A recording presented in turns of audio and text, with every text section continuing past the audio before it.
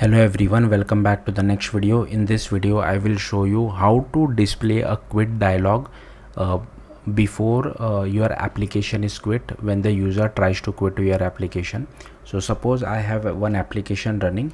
So if I right click on it, and if I click on quit, here you can see the application is not quit, and if I click on it, here you can see it is showing this quit dialog. So how to display this? Then if I click on quit, then it is dismissed.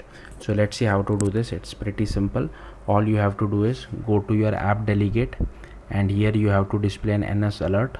So display a message text of quit application or whatever you want to display, an informative text. Alert style is of warning, and I have added two buttons, quit and cancel.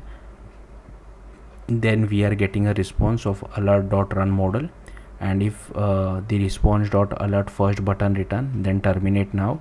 Otherwise, if the user chooses cancel, then we call terminate.cancel. So yeah, that's how easy it is. Thank you for watching. Bye.